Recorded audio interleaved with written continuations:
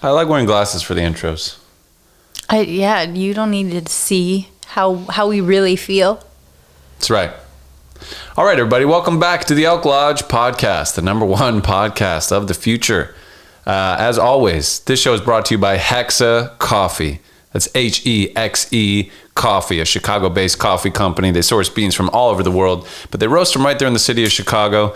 It's a delightful mom and pop business they're running there. They even have a cafe in Roscoe Village you could check out if you live in Chicago. But if you don't, fear not, because if you go to hexacoffee.com, that's Hexe coffee.com, you can order their coffee, their merch, their cups.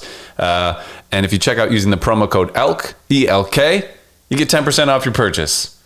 Sorry, I'm just steamrolling this whole thing. Yeah, nothing out of you there, Christine. So who's our guest today? We had, a special friend, Skinny Vinny. I had to remember where we were. Sorry. That's all right. Yeah, we had Skinny Vinny on. Skinny Vinny. It was awesome. I got to watch the two of them work a few weeks ago down in Florida, which was so fun. And we spent basically no time connecting because it was a crazy whirlwind. So super cool to get to know him and have this really candid conversation about kind of how he got to be the man he is today. He was homeless for years of his life, and now he's out in LA and not just living, but thriving, which is what we want to see for everybody. A true redemption story. Skinny Vinny. Check it out. Enjoy, guys.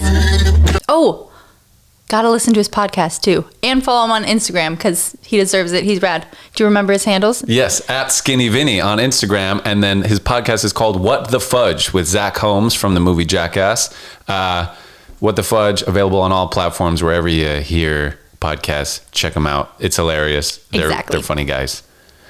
And without further ado, Skinny Vinny.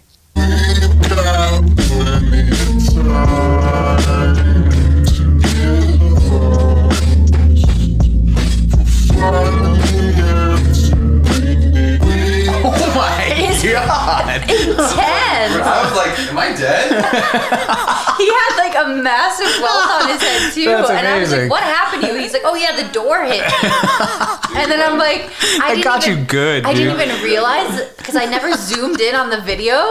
I was distracted by all the flying furniture that I never even noticed. And he goes, that's the moment I got hit. Yeah, that's sick. Yeah, we were like... That's so good that you got it on camera. Yeah. I was like, oh my God, you got it. And I showed it to Steve, and he's like, you should definitely, like, we should use that as a blooper. Yeah. Blooper. So funny. All right. You rolling? Yeah, we are rolling.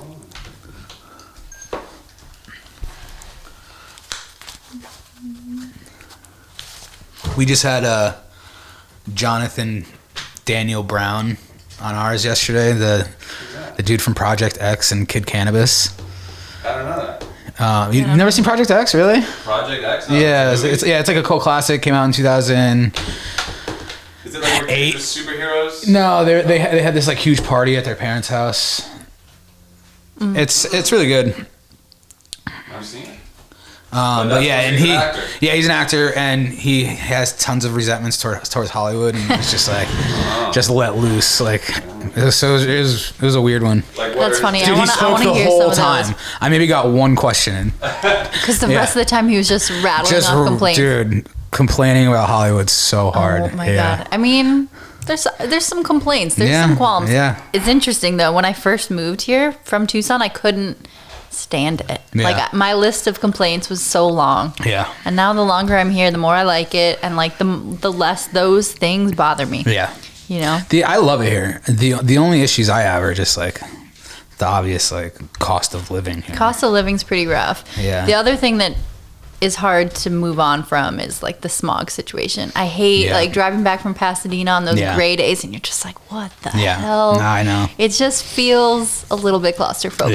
Yeah, it is like wow, like we're breathing that. Yeah, I know. Honestly. Especially when you come from like, we were in Tucson recently just for a few nights, and like driving back and being like, oh, you get like past Coachella Valley, and then you're just in it. You're like, oh Lord. Yeah, like, is this clouds? It's like, nope. It's not. No, we're in San Bernardino. It's not cloudy. It's not cloudy. Just, It's not gonna rain. No. Volume's good for everybody? Feeling good. Check. Yep. Sweet. Yeah. Fuck yeah. Cheers, dude. Cheers, dude. Thanks for coming over. Yeah, man. Cheers. Thank you for having me. Did you want a tea or something, Christine? Oh, don't worry about it. I'll be good. Okay.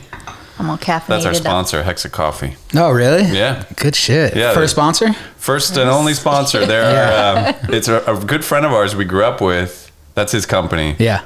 So he sends us coffee and we Yeah, talk dude. about it. Our first and only sponsor is a coffee company. Right. What's the name of it? Dilf. Dilf. Yeah, Dilf. yeah.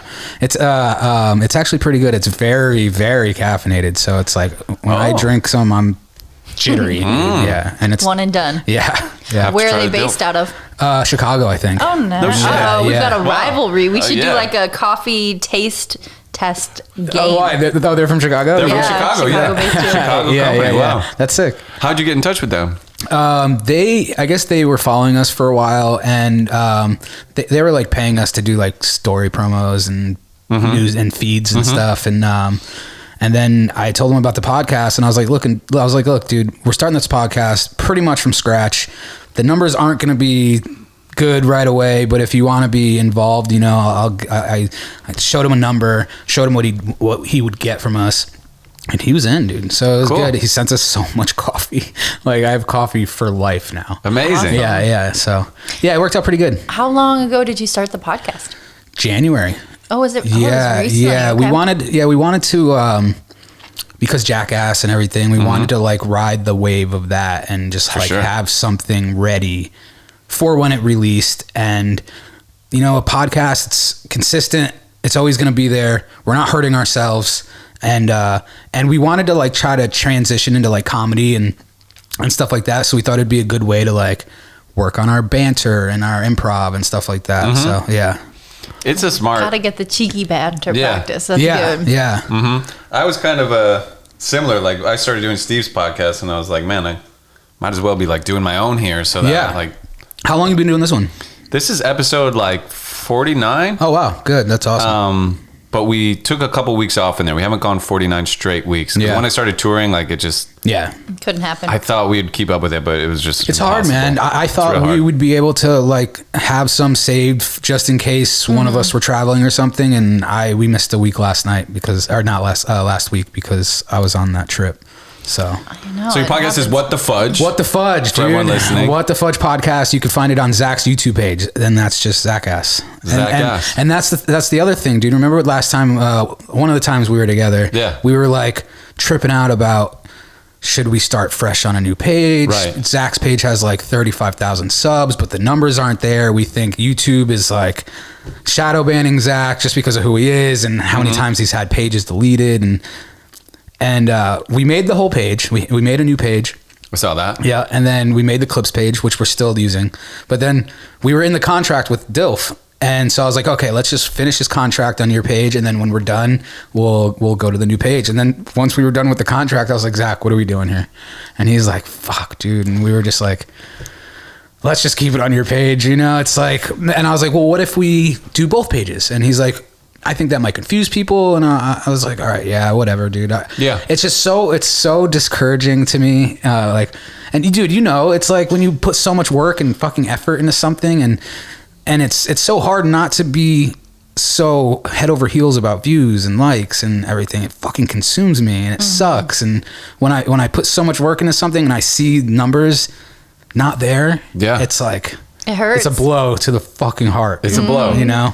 It's a blow. But I can't. I have to stop thinking like that. And like Yeah. I'll get into waves where I just don't give a shit. I do it just because I love to do it. Yeah. And then there's times where I'm just like, fuck, dude. I mean, with the podcast, at least the way I rationalize my emotional turmoil about the views is like, it's a long game. Yeah. You know, Yeah.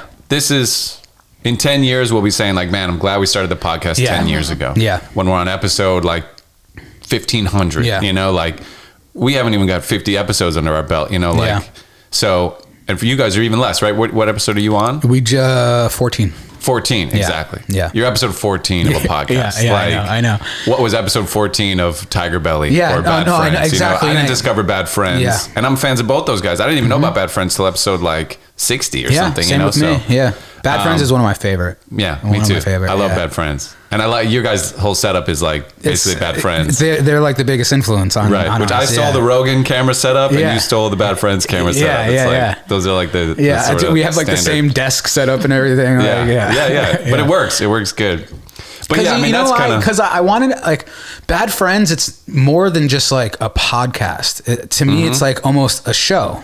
Yes. You know what I mean? This is a podcast with a comedian, Andrew Santino, and Bobby Lee. Yeah. Bobby Lee is the Korean comedian. That name I know. Yeah. Yeah. And I then love that you assume I don't. Thank you. Like, I keep know you that don't know. assumption rolling. that you I'm don't not know. good with like. Yeah. I don't know. But it's not just talking. Yeah. Like it does feel like a bit of a produced Yeah. show. They play games every now and then. They'll Yeah. do like a little trivia challenge. or My something. favorite ones are like when they do script readings for movies. Like yeah. that's where I got the idea from for when we do script readings sometimes, you know? Yeah. And it's just, it's fun. It's a lot of fun. Yeah. So are you guys like, you guys are getting more and more game like, or you were that from the jump? Like you wanted that? We kind of again, like most of it I took from Bad Friends. You know what I mean? Like one episode it will just be me and Zach bantering, talking shit to each other. The next episode we'll have a guest. That's one thing Bad Friends doesn't do is guests. But and then the next episode we'll do a script read and we'll be wearing costumes. The next episode we'll do some sort of game.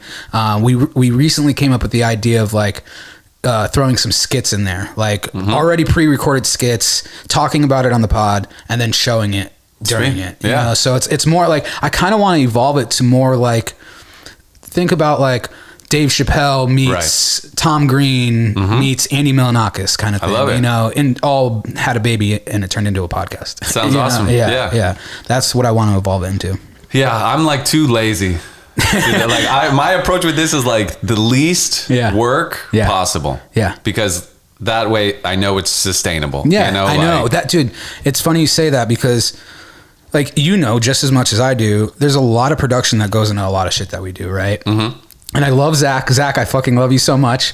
But it's just all me as far as production, as far as like setting up, getting guests, most of the guests, editing, take down, you know, and it's so much fucking work. And it's, I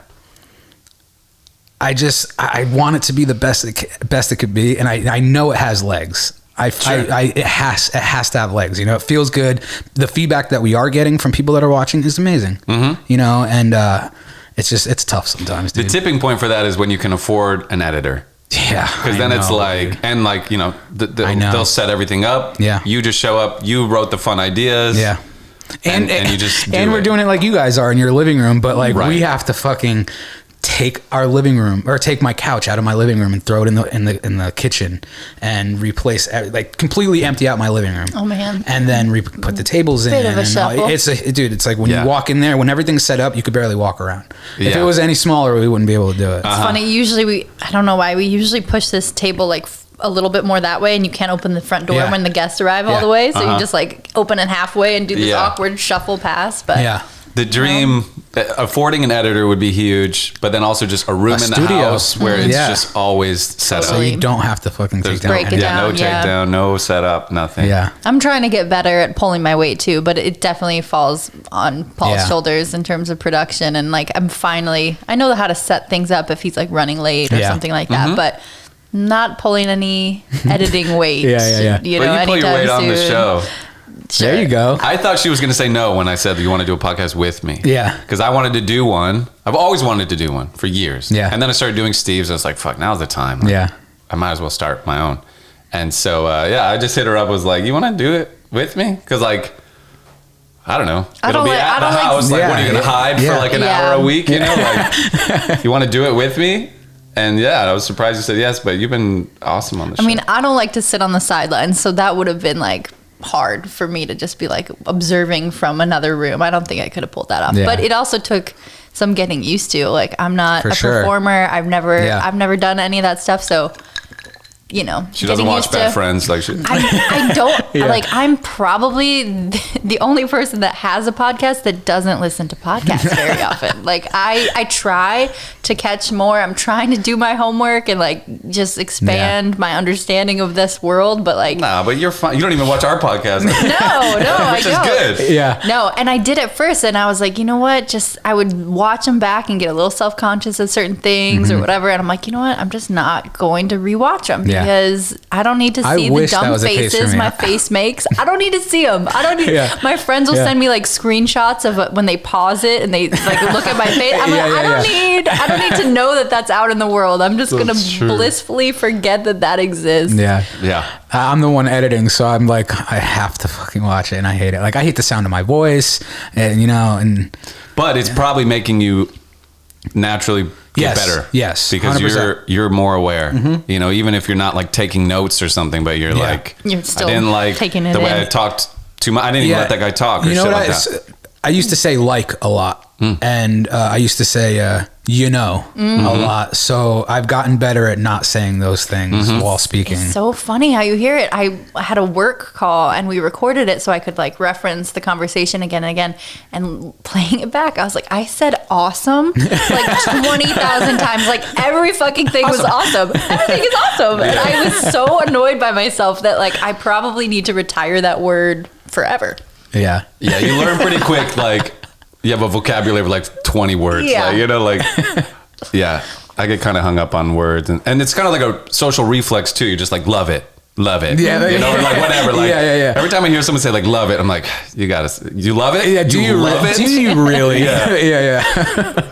But okay, so you got What the Fudge with you and Zach. Yes. Yeah. And yeah, I love that you were kind of like preparing for Yeah. the Jackass drop because, Yeah. and I think Jackass 4.5 is going to be another big wave because more Yeah. people are going to, that's more eyeballs Yep. coming your guys' way. Yep. And I like being in position like, Dude, for it. you never get. It's a one time in a lifetime thing. You Sure. know, it's like people die for this kind of opportunity. So Mm-hmm. we really wanted to capitalize on it and Yeah. just see where it could go. And it's tough, dude. It's like, especially with some of the stuff that we do, and it's constantly. You know, dude, with Steve, it's like constantly going, and that's why we wanted to try to transition because. When you're somebody like Steve, like you can get away with doing this kind of stuff because he's one of the OGs, you know? We don't think we have that kind of longevity with this kind of stuff. So that's why we want to transition to more into comedy, acting, skits, stuff like that. And Yeah. that's why Zach started stand up, and Yeah. I'm trying to gather up the balls to do that too, but it hasn't happened yet. I'm looking forward to that yeah, day. yeah. I had the opportunity yesterday, but I fucking blew it. That was Zach's big show? Yeah, yeah. Nice. But it went Yeah. good? You were it there? went good, yeah. It went, You just were afraid to go dude, up? I was afraid. Dude, after everybody, they're like, all right, anybody in the crowd, first time stand up, here's your Anybody. chance. And, Vinny, and I anyone. looked at Zach, and he's just staring at me. And I was just like, no, God, I can't do it. Isn't it so funny? You're so fearless. Like, Yeah. you're like, bounce around the trampoline. I don't care. It'll probably break my leg. Yeah. But like, Dude. stand in front of people, try to make them laugh. All the way back, this stems back to school. I was so bad at public speaking. That's why even like podcasts, it's a little difficult. But this, it's just where it's us in the room by ourselves, you know.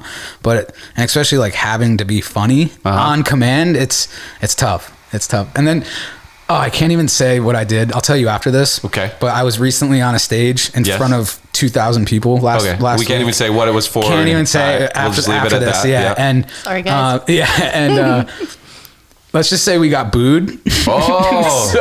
So like that was it was like a bunch of daggers in the heart. I was just like, Oh man. oh no. Like, it My was- worst fears. Yeah. Oh. Let's just say it was in front of 2,000 people and 4 judges. You guys could probably guess what that is. Yeah. Yeah. And maybe it's on television. Yes, it's at on some point. Yes, it's Yeah. on television. The Damn, episode but will you're air this still summer. standing. Yeah. Yeah, but you're fine. Yeah, that's the thing. Like, Yeah. I got booed once. And it's, you know, Yeah. you survive. Like, it's not a broken arm. No, it's you not know? a broken It's arm. like- In the moment, it kind of hurt. Like, sure. Like mentally and emotionally, and but afterwards, it's like it was kind of funny. Mm-hmm. You know? Yeah. yeah. Damn, I'm like a huge heckler too, so I love I love the booing and like, oh man, I love it. But now that I'm kind of sitting on the other side, maybe I'll be a little nicer. I was scared bringing her to Steve's show because, like, at heart, she's a heckler. I And like love when we watch TV, heckling. like we just pick it apart. We yell at it. Like, we say, like, I'm a heckler. I heckle. My friends, like, my "Cannot friends heckle." peg me as a hockey Christine, my alter ego that comes out just ready to like talk shit and they like took her to a hockey game. Yeah, just like a different side of me comes out. So I don't know. I can relate to that, but yeah, it certainly doesn't feel good on the receiving end. Yeah, I'm trying to get her to do stand up, but I bet you'll do it before she does. Yeah. See, I have 3 minutes of maybe 4, maybe 5 actually, but. AKA 3,000 minutes. Yeah. But I haven't said it in front of everybody. I was home practicing. I even had one of my mics in my hand, like walking back and forth, practicing my mic, like my everything, you know. Sure. And I left the mic and my notes on the counter when I went to bed. And Zach came home and he saw everything.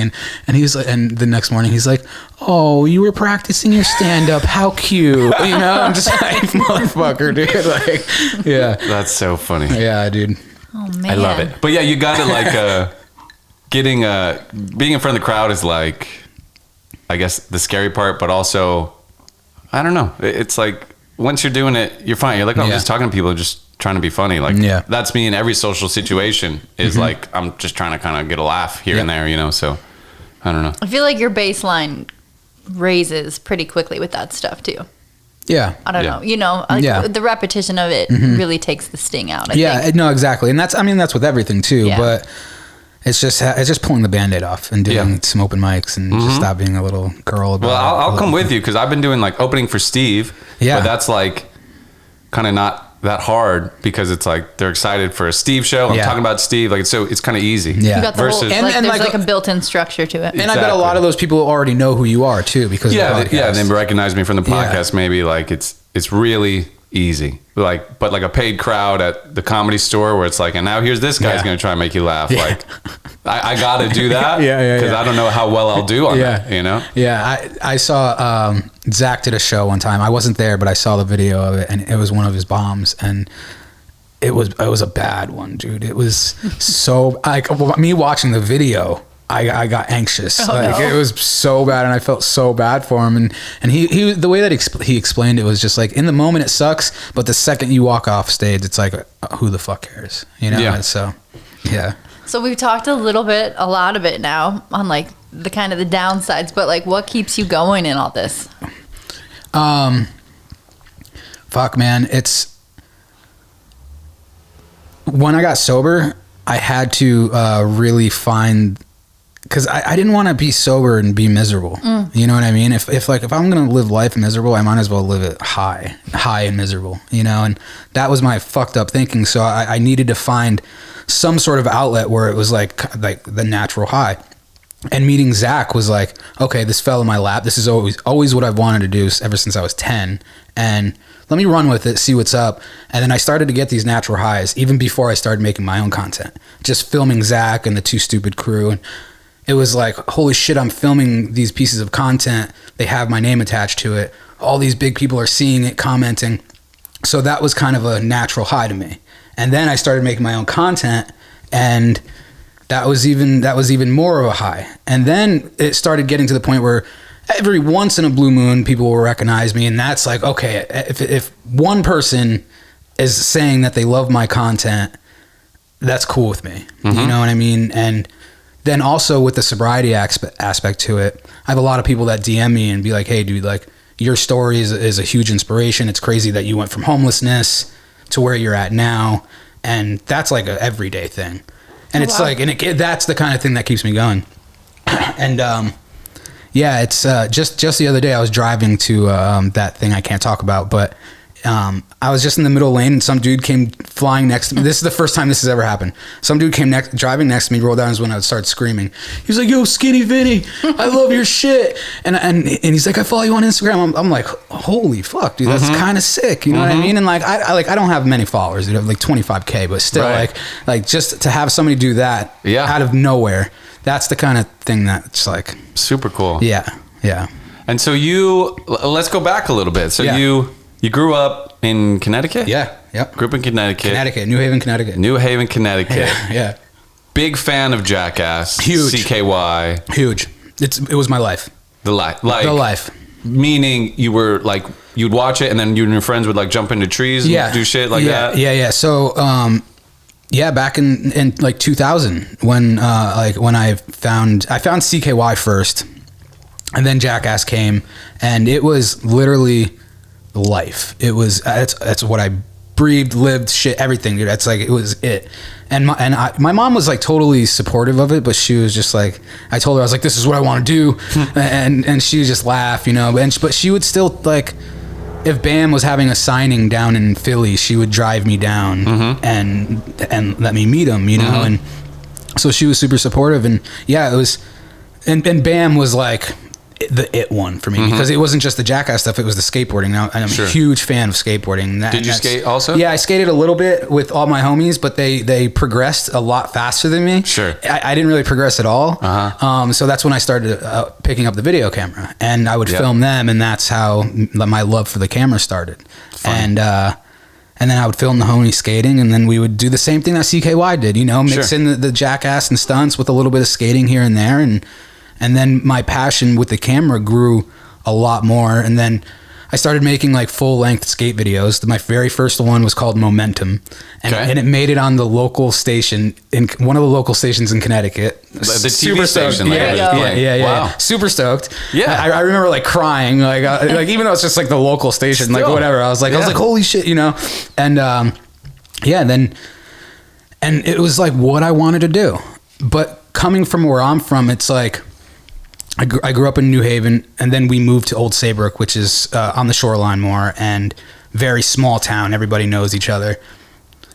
Coming from somewhere like that, it just seems so far-fetched of like this dream and passion that I have. It just seems so far away, don't know where to start. And then the drugs and alcohol came into the picture, and then so fast my passions just flew out the window.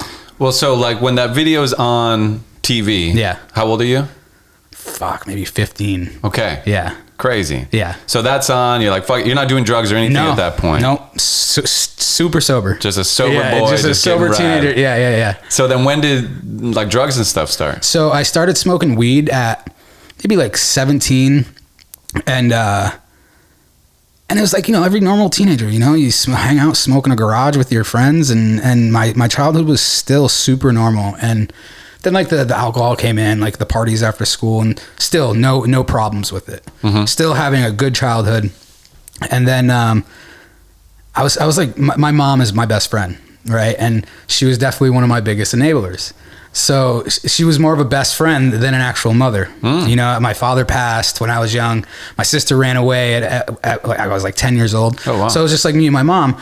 And I feel like she felt bad. So she wanted to like make up for it and like let me get away with absolutely anything I wanted to do. Okay. You know, and then my mom was an ex-drug addict, but she still smoked weed and stuff. So then I'm starting to smoke weed with my mom, and then she teaches me how to sell drugs, because like I'm spending all this money on weed, and she's like, oh, well, if you want to smoke for free, why don't you just bag it up in, this is her exact words, bag it up in grams and sell it to your friends. You'll be able to smoke for free and make some money. Wow. And I took it and I ran with it. You know, it's like an entrepreneur. Thanks, Mom. Was born. Yeah, entrepreneurial at least, at the very least. Yeah. She bought me my first scale. She bought me my first thing of baggies. Wow. She bought me an ounce. And she's like, okay, it's all on you now. And was there any like words of, you know, caution? Like, I mean, yeah, there was words of caution, but I was just so fucking hard-headed that like, I felt, you know, every kid feels invincible, sure. and you know, and especially if your parents have co-signed it. Like, that's exactly, that's half the worry out of the way already. Like,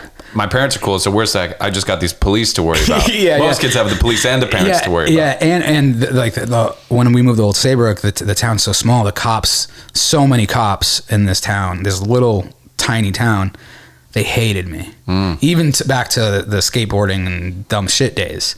You know, so I always had a target on my back, and it was, and then like the drugs, like they kind of progressed a little more. You know, it's like, okay, I'm smoking a lot more weed, and I'm drinking a lot more booze, and I'm partying a lot, and I'm still filming here and there, but it's slowly like not being a part of my life anymore. and then graduate high school with decent grades, surprisingly. And then I'm like, oh, I want to take a couple years off of school and travel and follow Fish around and like sell drugs at these festivals and make a ton of money before I go to school, you know? So that's what we started to do. And I would go to these shows and and that's when the hallucinogens came into play and nitrous and stuff like that. And I just love the feeling of getting high so much. Like at the time it was just like, that's all I cared about. I didn't care about anything. I didn't care about myself, anybody. And all I cared about was getting high on whatever it was, traveling, listening to music, and selling drugs. That's all I cared about. Amazing. And so you did follow Fish? Yeah, we followed Fish around for a little bit. We followed Dave Matthews around for a little bit. Yeah. What year is this? This is maybe 2000 and I graduated in 06, so maybe like 08. Okay, perfect. Yeah. Hey, That's right on par. I was hopping on that tour too. Yeah. We graduated 08, so we were a couple years behind you, but like going to Dave's shows and fucking the whole bullshit. Like there's pictures of me at like a Fish festival. I have like a black wife beater on, and I have nitrous balloons in each one of my fingers, and I'm just like, I'm like totally fucked up, and I'm just like, yeah. And So, wow. how'd you crawl out of that hole? Oh, I didn't crawl out of that hole for 12 years. Oh, wow. Yeah, it was, you know, and it's crazy because when my father passed, I was left this huge inheritance when I turned 18. So a kid who grows up poor, all of a sudden you get $350,000. Wow.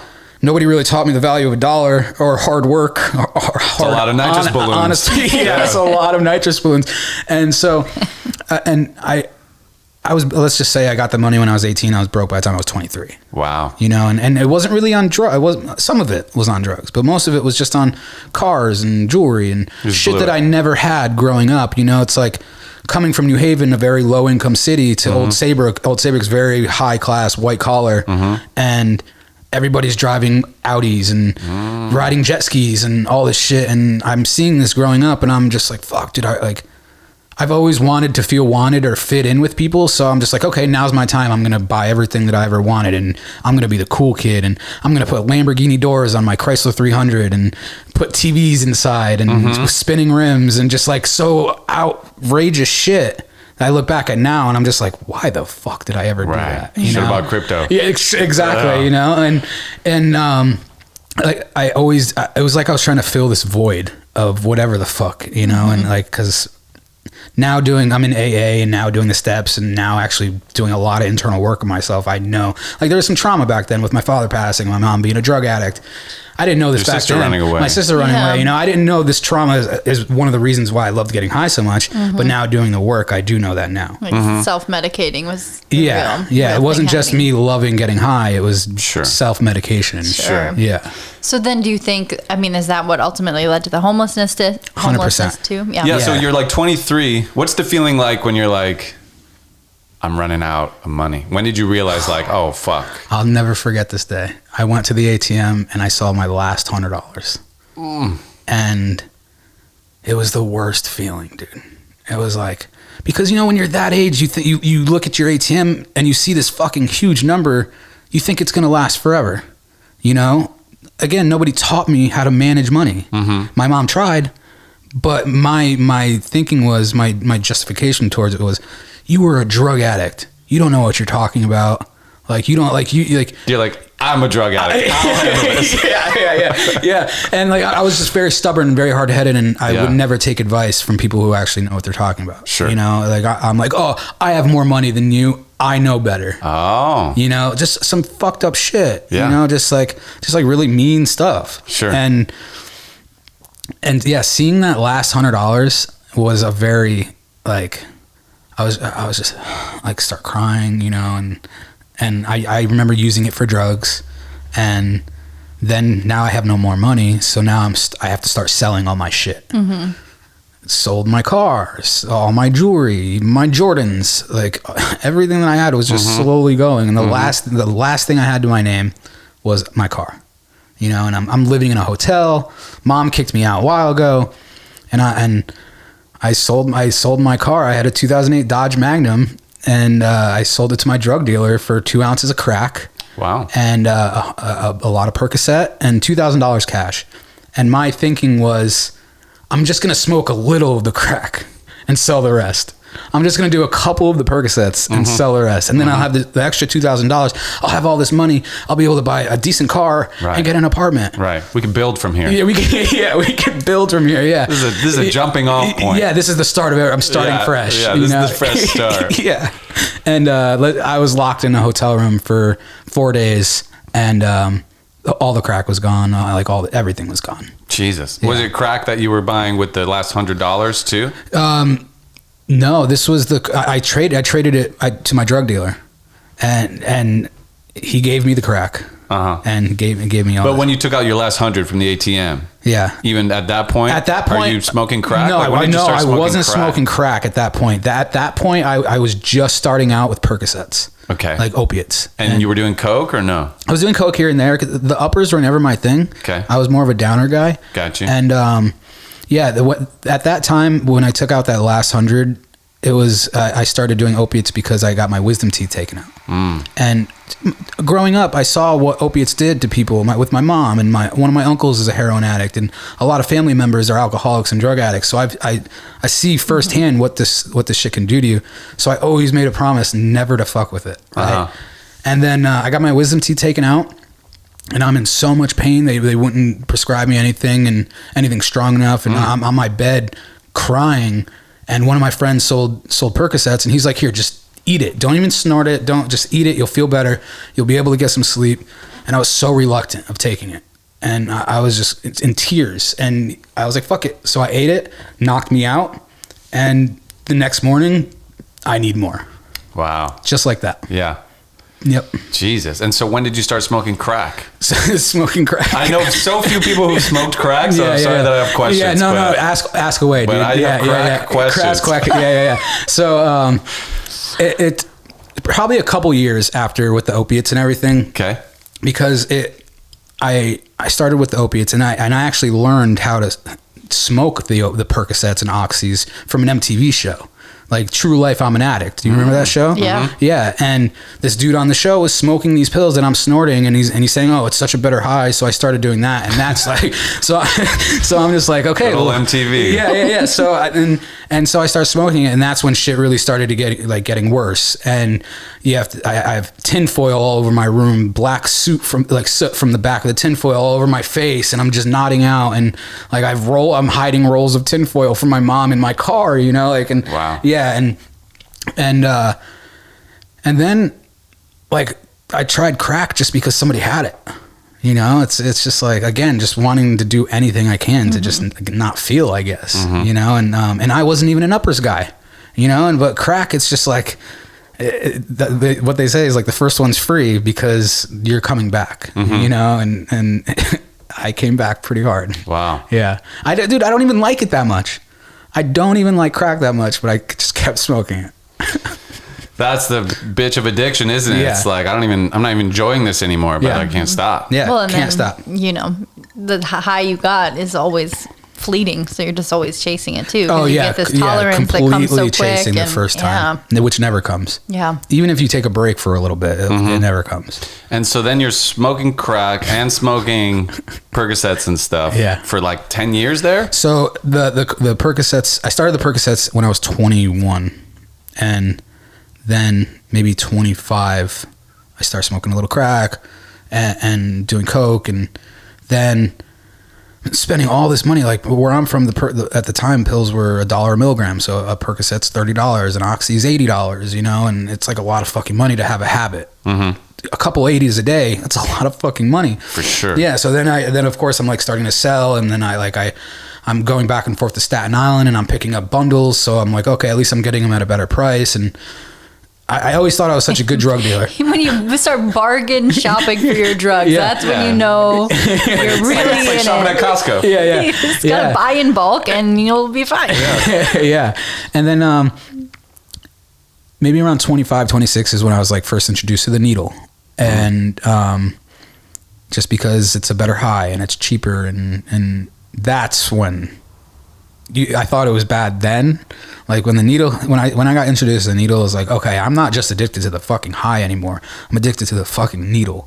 Like I love the whole ritual of setting up and getting ready for it, and the whole, like not just that, just the lifestyle behind it. I was just so addicted to that as well. And With that comes like way better chance of overdosing and dying, and like not to, like I have 15 overdoses that, and a couple of them I've actually died and gotten brought back. Wow.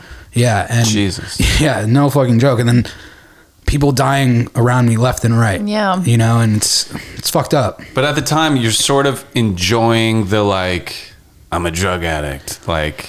So at that point, I'm curious too what you mean when you say you liked the lifestyle. I liked it, the excitement of breaking the law and having to go find it, and like going against the grain of society and stuff like that. But there becomes a point where it's not fun anymore, because you're not getting high. You're getting well, right? It's like you wake up in the morning. It's like having the flu times 100. You feel like you'll never die from a withdrawal of heroin, but you feel like you're gonna die, and it's the worst. You know, it's like waking up in the morning. You can't stand up. Your knees are so fucked. Like you're shitting your pants. You're pissing your pants. You're sweating, but you're freezing. You can't eat anything, like until you have it. You know, and it's just like constantly wake up, get high, go out, try to make some more money to get high. And do the same shit over and over and over, you know, and then eventually led to homelessness. And the last, so from 28 to 30, I was homeless, sleeping in a Port-o-Potty in Connecticut. Wow. Yeah. And the most fucked up thing about it, dude, is like, I was so comfortable, you know, because at this point, it's like there were so many fucked up things that happened to me in life that I'm not the type of person to kill myself, but I'm the type to like go out guns blazing. Okay. You know, like I'm not afraid to go out. Okay. But at that point, I've accepted that, okay, this is going to be my life. I've accepted that I'm going to be a lonely heroin addict, a lonely homeless heroin addict for the rest of my life. I accepted it. That's when it became I didn't like it, but it got a little easier, you know? Because like the pressure's off to like try and get out of this situation, like try and be better. You've just sort of accepted it. Yeah, accepted it. And that's also when it gets a little bit more dangerous, because I don't fucking care. Like I want to get as high as I could, to the point, like I want to be touching the line of death. Yeah. You know? And, I was totally comfortable living in that Port-o-Potty. Wow. Yeah. Same Port-o-Potty for 2 years? Same Port-o-Potty for 2 fucking years, dude. Were people using it, or it was hidden somewhere? So people were using it, but it was in a spot where it was like at a soccer park that it wasn't really getting used. But I would sleep in it at night. I'd wake up maybe 7 a.m. I would leave for the day to do whatever I could to get more drugs, and I would come back when the sun set. And it was like handicap size, so it was big enough. Oh, great! So it was big, you could lay down. Yeah, I was big enough for me to make a little bed. Did you have a blanket or something? I had one blanket, one pillow. And you would like hide that in a bush nearby or something like that? Yep. That's pretty good. I mean, I feel like if you're homeless, like where do you shit is like your biggest issue. And you wake up, dude. I used to take a shit. I used to tell myself that. So I was living good. At least I have my own bathroom. You know what I mean? I'm living fucking life, dude. I'm doing good. You were. I commend you for keeping your spirits up in that way. There's something to that for sure. So, but when did it shift? Like, when did you decide that you were not okay with sleeping on the floor of the Port-o-Potty, traveling around, scraping by? So I got a call from somebody who I grew up with, and this dude actually got me arrested, had my house raided in Connecticut at one point, like snitched on me to the police, and had me surrounded, and he 6 years prior, he moved out to California out here to get sober, ended up staying sober, and then he found out I was struggling, so he hit me up. He's like, hey man, I will fly you out to LA, put you in a spot, but you have to stay sober. So the only thing that I was thinking is it's easier to be homeless in California, because I'm not ready to get sober. I don't want to get sober. I just want to continue to get high. And so I was like, yeah, dude, that's amazing. I'll take that plane ticket. Thank you so much. Yeah. Just to get that free plane ticket to come to LA. Sure. Yeah, I'll go to your rehab, the rehab you want me to go to. And so I go to your rehab, I go to his rehab, and I get kicked out, you know, because out here, I don't want to say it to let people know that you could do these things, but it's so easy to get fucking drugs in California. You know what I mean? And I was able to find drugs within the first week of me being here, you know, and so I take the plane ticket, I fly out here, I go to his place, I get kicked out within 2 weeks, and so I'm homeless again. But now I'm in California, the weather's so much better. You know, I've always wanted to be in California. So I ended up homeless on Newport Beach for about a month, sleeping under a lifeguard thing. Okay. And then I started to make my way north, and eventually end up on Skid Row. And I was on Skid Row for a couple months. That's a tent? No, dude, I didn't even have a fucking tent. I had a skateboard, my backpack with some clothes. Wow. Yeah. So sleeping on the floor. Sleeping on the ground. Sleeping on the ground. Yeah. And my mom I was still manipulating my mother at the time because she was paying for my health insurance because I was 29. You know, you're off at 26. You're off your parents' insurance. So I was still manipulating her, telling her, like, she had to have known that I was lying, but I was like, I'm doing good. You know, like this rehab that I'm in, you know, it's amazing. So like, I need to keep my insurance. So she would continue to pay my insurance. And every once in a while I would use that, go into a spot like a rehab just to sleep in a bed for a couple nights and eat some real food. And then I would just leave, you know, and I was doing that consistently for a few months, in and out, in and out, in and out. And then the last place that I got kicked out of, I had this, what I call today a spiritual experience before doing the steps. I'm in front of the rehab that I got kicked out of, waiting for my Uber to go get high. And I hear the most vivid voice in my ear, like the dude was behind me. And it was the voice of my best friend who passed from an overdose. All he said was, "Enough is enough, dude." So it gives me chills today. Literally, you just gave me chills. Like every time I tell the story, I still get the chills. It baffles me. Like, and I hear him, and he's enough is enough. And so I called the program director, and I was like, "Listen, dude, give me another chance. Like I'm still not ready to get high. Like, but just give me another chance." Like that kind of freaked me out to like, okay, maybe I should listen to that voice and give it a shot, even though I'm not ready. He's like, "All right, I'll put you in our last house, but after that, it's done." And then I walk in the door, and that's when I meet Zach. Wow. Yeah. And like there's been so many times, like this is why like I was never a believer in like things are meant to happen, like for like things happen for a reason kind of thing. I never believed in that. I always thought coincidence. I need hard proof to believe in something, you know. There's been so many times, like this is what I do right now with Zach, entertainment. I've dreamt. Especially like the whole Jackass stuff, and like since I was 10 years old, I've had pictures of Steve on my fucking wall. Bam, you know, and like all these guys are my friends now. It's so fucking weird. And I've had 15 overdoses. All these times I could have very easily died, and 3 of them I did die. And one of them, that's another thing that gives me chills every time, is my best friend who passed. I was in a 30-day rehab in Vermont, and he was living in Burlington. I was down in Brattleboro in a rehab. I do 30 days.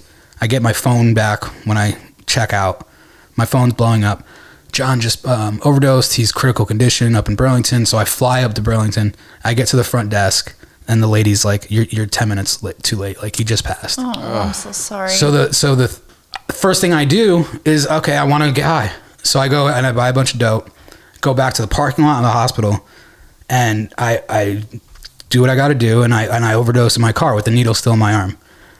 A complete stranger sees me with the needle in my arm. My door is unlocked somehow, opens up my door, and some fucking miracle of whatever's up there, he had Narcan on him. When Narcan is the nasal spray, it reverses the effects of opiates. Wow. Hits me with Narcan, gets me back to life, doesn't say a fucking word to me, and just walks away. And I'm like coming to, and I'm just like, "Yo, dude, yo." He turns around, smiles, doesn't say a word, and just kept walking. Wow. And fucking saved my life. Whoa. Yeah. Superhero. Insane. You know, Holy shit. And then all this, like all that bullshit, all the homelessness, all the drugs, all the everything that I went through, got me to LA, to the place where I'm not just surviving anymore. Like I'm thriving. You know. It's crazy. That's why I'm a full believer of like things happen for a reason now. Wow. And now, how long have you been sober? 4 years. I just had 4 years in February. Yeah. Congratulations. Good job, dude. And do you, I mean, this might be a dumb question, but like, does it still feel like you're actively working to be sober every day? Has it gotten easier? What's that like? So this time I've tried to get sober before in like rehabs. I was doing it just to shut people up, right? I would get 30 days just to please my mom, or the courts I would get in trouble and I have to go to rehab for court. Just part of the game. Part of the game. And this time, and I was never ready. This time, I still, like when I met Zach, I still wasn't ready. I still had it in the back of my head that, okay, I'm going to get high, but this is kind of fun. Like we're filming with Bam or like all these like insane people. This is sick. Because Zach was already famous at that point. Yes, like he already had his show. Yeah. Yep. Mm-hmm. Zach had a show on MTV called Too Stupid to Die. It didn't air yet. Oh, okay. So when I met Zach, I knew who he was just from the video he did with Steve, the cactus video. Mm-hmm. And I was like, oh, and I had a heartogram tattoo on my arm that I recently got covered, and he saw that and he was like, oh, you have the heartogram tattoo. And I was like, yeah, dude, I'm a big fan of the whole culture. And he's like, okay, we're gonna be friends. He needed a filmer at the time. So he's like, all right, let's work things out. And I told him that I grew up filming, and he's like, all right, well, we'll try you out. And if you work out, you work out. And it did. So then we're like, this is right when Too Stupid stopped they were done filming, but we kept going back and forth to Chicago to film promos. Okay. So we're going back and forth to Chicago filming this. I'm traveling with him around the country doing social media videos. And I'm like, this is cool, dude. Like, I don't need, like, I'm getting this natural high, and like, this is my passion. Like, it's not like we're not just, we're doing cool shit, but this is my love. Mm-hmm. Right. You know? Doing dream shit. Yeah. The way that I explain it is I love getting high this much, but I love what we do this much more. Nice. Okay. You know what I mean? So it's like, if I do the drugs, I've ruined that. Right. You know, and like, can I go and smoke a little bit of weed? Maybe. Can I go and have a cold beer on the beach with the bros? Maybe. But like, it's not fucking worth it. Yeah. You know what I mean? Like, I have no interest in it whatsoever. It's good. Yeah. It's way to go, dude. Congrats. Thanks, man. Way to go. I felt like I just ranted so You're our guest. You're a rant. But like when you're at that low point too, and you've like accepted it, you're like, this is my life. I'm a heroin addict. Yeah. Is there not any part of you that like, if you catch yourself in a mirror, is like, come on, Vin. Like you were supposed to be something. Like, was there a moment when you were a kid and you're like, I'm going to be this guy. I'm going to be like, just like Bam or just, and then you catch yourself in that low. Like, is there any part of you that was like, come on, bro, you were supposed to do something? Or were you totally? To be honest, I think I was totally gone. Wow. Yeah. And to be honest, I really couldn't even look in the mirror. It got to the point where I just like couldn't even look at myself. I was disgusting, bro. Like I was doing things that I'm ashamed of, you know, like I'm an open book. I'll say everything that I did, but there's some things like I've hurt a lot of people, a lot of people, and I'm very ashamed of it, but it's like, that's not me. Like that was my disease. And like my disease turned me into a fucking sick person, dude. Like no matter what it took for me to get a couple dollars to get high, like I would do it, you know, fucked up shit. Yeah. Crazy. Yeah, it's crazy to just totally lose that drive, because it's so clear in you now. Like, you're a driven dude. Like, this is what we're happening. Like, there feels like there's a goal you're getting towards. Like, it's just crazy how much drugs can just. Yeah, I mean, like, I consider myself like an extremist. No matter what everything I do, I take it to the full extreme. You know what I mean? And that's, sometimes it's a blessing, sometimes it's a curse. You know, with this whole entertainment stuff and this work stuff, like tunnel vision. I don't have a personal life. It's hard to relationships and everything like that. It's hard, but it's like, I know what I want. I'm going to get it. And like, I have to, you know, when you start, sorry to interrupt, when you start like, running around with Zach filming shit and you're like, holy shit. Like this is kind of what I dreamed of doing, and I'm doing it. Yep. Like, is there a moment where you're like, oh, like I can get everything I want? Like, that's possible, you know, like, I guess, I don't know. Was that like a big turning point for you? That's like, oh, like, you know, now I'm actually, before I was totally okay with just being a drug addict living in a Port-o-Potty. Now I have way more than that, but now I'm actually not even okay with this. Like, now I want everything else. Yeah. You know? So that took a little time, maybe like a year. Cause when I first got sober, the confidence didn't come right away. Like, and what they say is, after using drugs for so many years, it takes a year and a half, 2 years for your brain chemistry to go back to normal. So like you're still like you're off drugs and alcohol, but you're still not like a normal person. You know, the confidence isn't there. You're used to like avoiding eye contact for decades. I couldn't shake somebody's hand. No eye contact. You know, I didn't know how to live a normal life. So it takes a while for all that to come back, right? So maybe like a year, I started to gain a little bit of confidence because we're doing all this rad shit. With these projects that we're getting done are like, wow, this is actually a good piece of work. People are loving it. We're pretty rad, you know what I mean? Like we're pretty sick, dude. Like people like us, you know, and this stems down even back in the day. Like we're attention whores, you know, like no matter what it is, like we love to make people laugh, no matter the cost. And it's when the confidence came back. Let me say it maybe took 2 years for me to look in the mirror and be like, you're pretty sick. Cool. Yeah. Like you're pretty sick. And then like, I got a lot of advice from Scott about sobriety, the entertainment and the business side of things. And he was like one of the dudes who I really look up to. Right. And so like, whenever I have like a relationship issue or like something like that, like when I was living in the sober living, Scott would be the first dude that I'd text and be like, yo dude, like what the fuck do I do? You know, like, Randolph. And he was always like so quick to text right back. You know what I mean? So he's a quick responder with the text and emails. Yeah. That's for sure. Yeah. And, the moment that I was like able to look in the mirror and be like, dude, you're fucking rad. Like you are doing shit that you've dreamt of doing and people like you. The game just changes for me. You know, I start to have the confidence and like, I know my self-worth. I know my value. I know what I bring to the table. And I'm a very passionate person. No matter what aspect of my life, I'm very passionate. And that's hard to come by nowadays, dude, especially like for some of the shit that we do. And it's like, it was just game time, you know? And then when I started to make my own content, that's like, okay, I could do this. Like, this is so fucking rad. And cause like being on camera is way fucking different than being behind camera, you know? So it's like, and I was a lot fatter when I first started making my own content. And like, I'd look at myself, I'd be like, ugh. Like, and that's when I started my weight loss journey, you know? And it was just like one thing at a time, you know? And then it's just been a snowball effect. These last few years have just been the gnarliest fucking snowball effect. I can't even explain it, you know? So great. Yeah.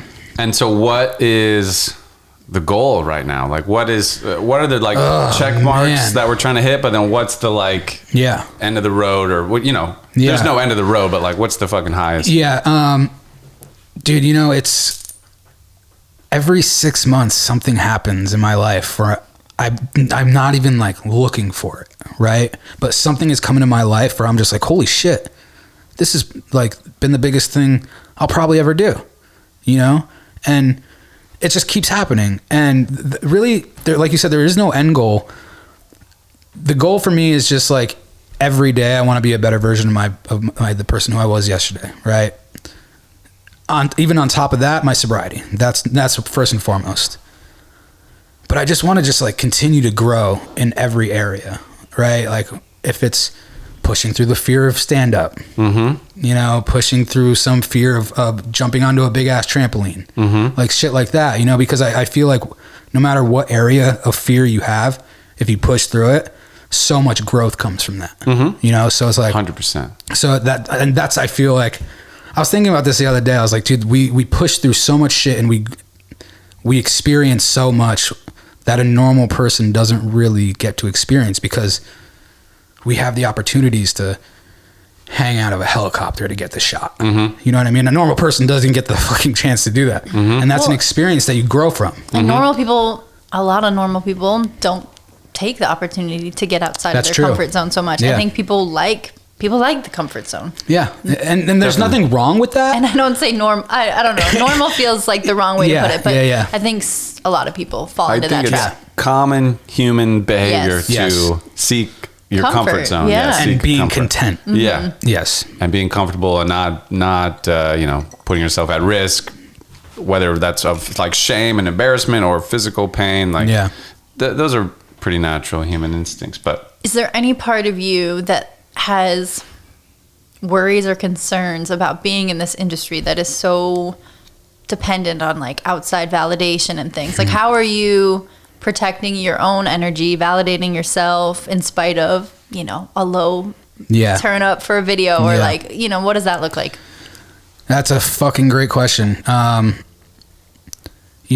think the validation that I get nowadays has been from, now we're doing bigger.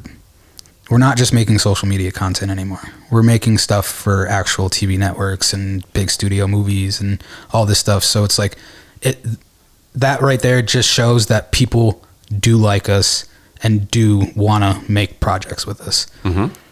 But even yesterday, I'm in my head about the whole views shit. It's so hard to get away from. Mm-hmm. It's so fucking hard, especially when you're in LA and you're consumed by content creators and TikTokers and all this shit. And sometimes I just I'll go in my office. My office is like my little memorabilia palace where I have all these pictures and like little props that we've used, and I'll turn the lights on and I'll just turn everything else off, my computers, my watch, my phone off, and I'm just like staring at everything that we've done in the past 4 years, and it just blows my mind. And then I'm just like,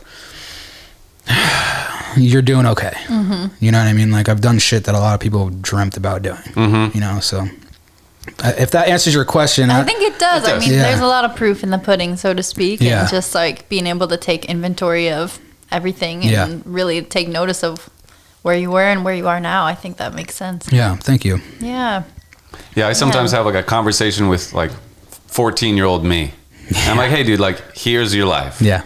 You do this, you hang out with this guy, this is your thing, you're traveling here and there, and that's your life. Yeah. Like, and that dude's always pretty stoked. So stoked, dude. Except he's also a little disappointed in me because I'm not, when I was 14, I thought like when I'm 30, holy shit, I'm gonna be so rich and so famous. I know. Yeah. Oh my God. Yeah. Like, so he's somewhat like, he's like unimpressed, but at the same time, that's pretty dope. Dude, you're pretty dope. Sick. Yeah. I mean, you walk around all the time. You always say like, our life is really great. It is. It is. I appreciate that. And I think you do a good job of like checking in and being like, damn, we got it good. I appreciate my life very much. Yeah. Yeah.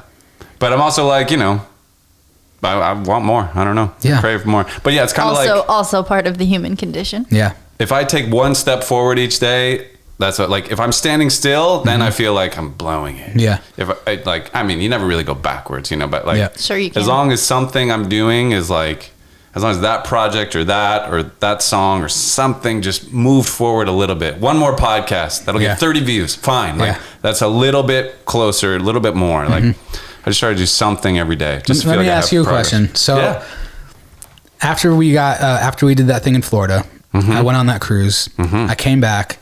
I filmed the last episode of our show. I was on such a fucking high.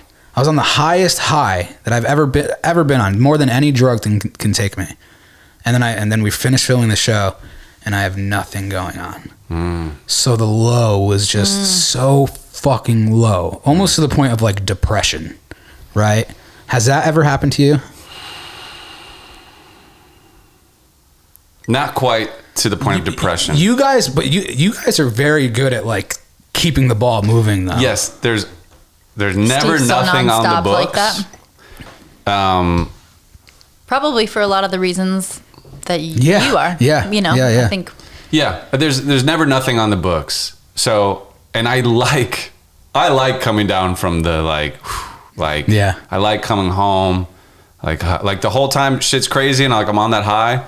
I'm actually like, how many days till I'm like can just relax a little bit, So I kind of seek it out. But yeah, so it's not like a depression, and plus there's always things like on the horizon. Yeah, even if Steve like fired me, it's like, all right, well, like I got my band, I got my podcast, like I got things like there's things still, on the fire that need tending to.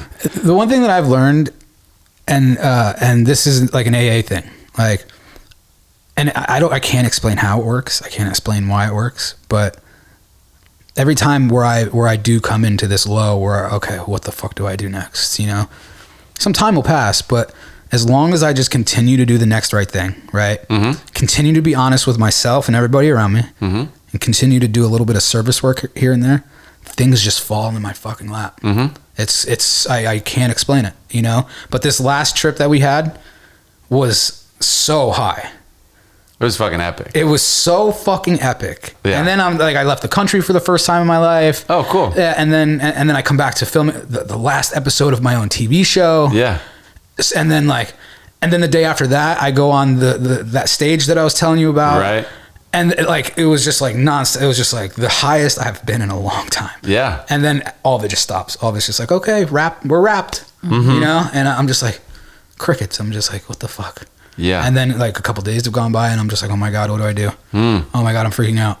You know, and I'm trying to get through it. I know, like I said, something's going to happen. I know that, you know. For sure. Yeah. So I'm just. I mean, it's like you're an addict, you know? Yeah. Like, yeah. You're like, oh, we're up. Like, let's keep going. Yeah. Keep it coming. Like, rah, rah, rah, rah, rah. Yeah. But like, you know, Yeah. life, it can't be up all the time. You gotta let it breathe. But you mentioned like momentum earlier, and it is such a thing. Like when you get into those lulls and the momentum is no longer on your side, it starts to feel again like everything's an uphill battle. Yeah. Versus like when you're in the groove, and I feel like just opportunities sort of like fall from the sky. Like you can't get a job unless you have a job. Like it's kind of that attitude of like things just they just go smoother when you're on the move. So I totally relate to that. My last like bit of unemployment, like relocating here, like I fell into such a depression, honestly. Like it was really rough for a long time, and it just felt like everything was just inching so slowly, you know? But it's, as soon as like that one thing shifts, you can kind of just move everything else a little bit at a time and kind of get back in that groove. So I definitely can relate to that. The thing that stresses me the most about it is a lot of the stuff that we do, like, yeah, it pays, but it's like not the greatest pay, you know? And like, I'm doing everything in my fucking power to be able to pay the bills with entertainment, you know? And then like when something stops, the bills don't stop, you know? So I'm just like, okay, fuck, like, what do I do next? And then I always have the option to going back to working in treatment. Like I that's the only other job experience background that I have is working in rehabs.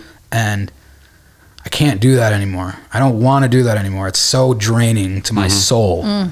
And the money's great, but I can't do it. And like, but like sometimes you got to make sacrifices, and like, okay, you got to pay the bills, dude. You know? So it's like now I'm in this time of like, okay, if I don't find any entertainment work in the next couple of weeks, I have some money in my savings where if I didn't work for a couple months, I'll be okay. But I don't want to do that. Sure. You know? So it's like, do I fucking sacrifice a little bit and go work in a rehab again? You know? Yeah. What is like your money management outlook like now? My money management's fucking great right now. Yeah. I've never been able to say that before in my life. And it's great. Yeah. Like I look at my fucking savings account, I'm just like, dude, you're killing it, dude, you know? Nice. But it's been like like living in LA, man, it's my monthly expenses are like $5,000. You know, it's rough out steep, here, dude. It's like my rent, my car bill, the gas, the food. I don't even go eat out anymore. I'm cooking home, and I don't go out to parties or to clubs, so I'm saving money that way. Right. So I'm like, not buying crack. I'm not buying. Sorry, I'm not buying crack. I'm not even buying crack anymore. You know, dude, I'm not buying crack. I'm saving so much money. Yeah. So it's a good feeling to be able to say like, okay. And my mom, she's just like, I never thought you'd be able to learn how to save money. Yeah. So financial stability is a really powerful feeling. Yeah. Do you still like treat yourself? Is there, because you mentioned the cars, the sneakers, you know, before, like the equipment. That's your new. That's my new thing. Splurge. Yeah. The lens. Dude. Yeah. Last time I saw you were all about this lens. That's productive. Yeah. So and a tax write-off too. Yeah. I've been wanting to buy this Sony camera probably for like a year. And then I got invited to do this thing with them, and I was like, oh, well, Steve only uses Sonys, so maybe this is a sign for me to buy the Sony. You know, they'd be stoked that I just showed up with my own Sony, you know? And so I was like, all the Sonys were like back ordered because they couldn't get parts, so I couldn't find any anywhere. And there was one left on Amazon, and it was used for $1,000 more. Wow. Because you can't get it anywhere else. Right. So I'm staring at the Amazon. The thing was $8,000 for the camera and the lens. Fuck. So so I'm staring at this fucking Amazon button, the checkout button, for an hour and 20 minutes, and I'm sweating. I'm fucking sweating and just like my heart's beating fast. I'm like, this is a huge chunk. Like, do I do this? And Zach was just like, dude, it will end up paying for itself at the end of the day, you know, and which is totally true. But as far as equipment goes, it's the biggest. It's a hell of a purchase. That's a hell of a fucking purchase. That's almost like a red cam you can get pretty much. Yeah. And then like the accessories that I got for it, you know, it's the total of $10,000, you know? Crazy. So it's like, but I almost cried after that one, but I mean, You could start renting that out. I know. They have like, yeah. But at least it's like, and it's an investment in yourself too. Yeah. You know, that's, so you think there's some people that have like concerns when the addicts get together, and it sounds like you and Zach kind of bring out the best in each other. Is that true? Is there any concern you have of like kind of two wild guys? No, I don't think there's any concern. Like as far as like being a bad influence on each other. Yeah. No, I don't think so. It's probably the opposite, Yeah, right? Because you it guys are seems like sober. it. Yeah, it's more the opposite, and it's more of like I've known Zach before he was sober, so I know what it's like when shit starts to hit the fan, you know. So it's like if I see something, like I say something, you know, I'm like, okay, dude, I'm starting to be a little concerned, you know. So it's like it's nice to have not just your best friend, but like you, and not just your partner in crime, but like you're both sober, so you could keep each other accountable. Good. You know, yeah. I'm glad you guys have that in each other. Yeah, we've had a very, very strange dynamic friendship these last few years. It's been weird. Did it have to go from like you're my filmer to like you're my co-producer and friend? You know, It's like even the weirder dynamic. than that, dude. So we're in the house together, sober living together. So it becomes, okay, we're friends first. Now we're friends, and then I'm his filmer. Then I stay sober. He relapsed a few times. Okay. So since I stayed sober long enough, the house hires me. So now I'm his house manager. Wow. Right? But still also his employee. Also his Oh, employee. how funny. Wow. Also his friend. Right. So there was the craziest dynamic of fucking relationships there. Wow. And then I start making my own content. And now we're kind of like doing on-camera work together. And it was just like, and there were times where he like had trouble staying sober for a while, and then like we stopped talking for a little bit, and he admitted to me that he was starting to gain resentments towards me because like he was struggling and I wasn't, and I started losing weight and he wasn't, and then I was making my own content, and then I started to make a name, and so there was a resentment starting, and it's hard, like me, and then with the relationship we have, it's hard to actually sit down and have a really very deep conversation to get to the root of things, because the both of us like to deflect with humor and stuff like that, you know, or self-deprecate and like, you know, shit like that. So it's like, but at the end of the day, I fucking love him, you know, and we've been able to travel the country and do some amazing shit together. Fuck awesome. Yeah. Yeah, we're hopefully going to have Zach on here pretty soon too. I'm excited. Yeah, you should. It's sick. Fuck yeah. Well, this was great, dude. Dude, thank you guys. Yeah. Thank you thanks guys. for coming on. The time over. flew by, and Yeah, dude. I'm glad. Thanks for being so open and letting us kind of seriously. pick your brain on all that. It's really amazing that you've kind of Thank you. really turned your life around. It's insane. Super commendable. It's insane. Yeah. Thank you so much. Skinny Vin for the win. Yeah. All right. Cheers, boys. Cheers. All right. Everybody check out What the Fudge podcast everywhere. Yeah. What the Fudge? Everywhere you could get podcasts. I promise I'm going to listen. Yes. What the Fudge podcast. And then follow me on Instagram at Skinny Vinny. And that's really all I care about. Boom. Epic. Good night, everybody. Cheers. Inside.